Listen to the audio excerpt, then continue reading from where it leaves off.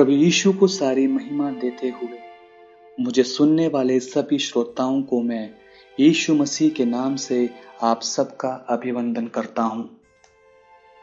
यूहन्ना रचित सुसमाचार उसके पहले अध्याय के 41वें वाक्य में इस प्रकार लिखा है, अंद्रियास ने अपने सगे भाई शमौन से मिलकर उससे कहा कि हमको क्रिस्त अर्थात मसीह मिल गया है। इस अनुग्रहित लेख के द्वारा आज हम सत्य को खोजने वाले अंद्रियास के विषय में ध्यान करने के लिए परमेश्वर हमारी सहायता करे। अंद्रियास मसीह को खोजकर उससे मिलने से पहले बपतिस्मा देने वाले यूहन्ना के शिष्यों में से एक था। अंद्रियास यथार्थ में एक सत्य का खोजी है। इसका उदाहरण हमें इस वचन में देखने को मिलता है। उसका पहला कारण यह है कि जब यूहन्ना ने जिस सत्य परमेश्वर को ढूंढना था उसे देखकर वह कहता है कि यह है परमेश्वर का मेमना जो जाता है, तो सत्य को ढूंढते हुए अंद्रियास निकल पड़ता है। दूसरा कारण यह है कि वो यीशु को बस एक बार देखने की इच्छा से नहीं गया था, बल्कि वो यीशु के साथ रहने के लिए गया था। तीसरा, जब यूहन्ना यीशु के परिचय परमेश्वर का मेमना कहकर देता है, तब अंद्रियास को यह गहरा सत्य समझ आता है कि वह मेमना ही सशक्त मसीह यानी क्रिस्त ही है। मुझे सुनने वाले प्रिय सत्यों को ढूंढने का, उससे गहराई से जानने का प्रयास हम सभी करने पाए। उसके लिए प्रभु हमारी मदद करने पाए।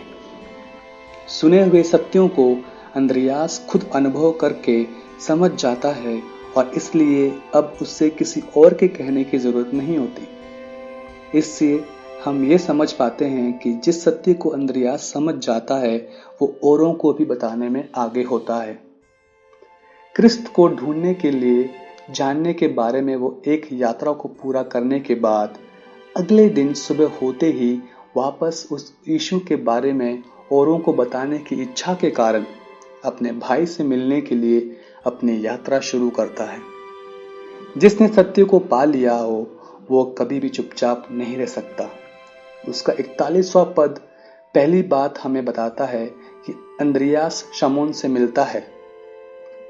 मैं अपने सुनने वाले माननीय श्रोताओं से पूछना चाहता हूं कि कितने लोगों से हम पिछले समयों में मिले हैं, ताकि जिस यीशु को हमने पाया है उससे वो भी पाए।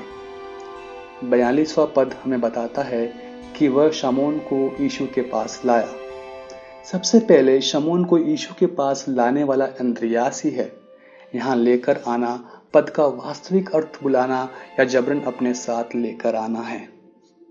शमौन नाम का अर्थ हम जानते हैं, जो निश्चित नहीं होता। प्रियों, अगर अंद्रियास अपने भाई के बारे में यह सोचता कि उसका कोई निश्चय नहीं है, रास्ता भटकने वालों में से है, ये सोचकर उसे नकार देता, तो ऐसा उसने बिल्कुल भी नहीं सोचा होगा, बल्कि जबरन उसे यीशु के पास ले जाकर अपने भाई का पता यीशु से बदलवा देता है। जिस भाई को लेकर वो यीशु के पास आया वो उससे भी बड़ा है, ये सोचकर अंद्रियास को कोई ईर्ष्या नहीं हुई। ये उसके स्वभाव की विशेषता है। दूसरों को यीशु को दिखाने में भी अंद्रियास आगे था। उसके साथ ही मैं अपने शब्दों को विराम देना चाहूंगा। जिस यीशु को हमने पा लिया है उससे केवल दूसरों को दिखाना ही नहीं, बल्कि जिनसे अंद्रियास मिलता था उन्हें यीशु को दिखाने में भी अंद्रियास आगे था। यूहन्ना के 12वें अध्याय के 22वें पद में हम देखते हैं कि जब पर्व में आराधना करने आए हुए कुछ यूनानी जो ग्रीक भाषा बोलते थे यीशु से मिलना चाहते थे, उन्हें भी यीशु से अंद्रियास मिलवाता है। यूहन्ना के 6वें अध्याय में 5 रोटी और 2 मछली से 5000 लोगों को खिलाने की घटना हम सब जानते हैं।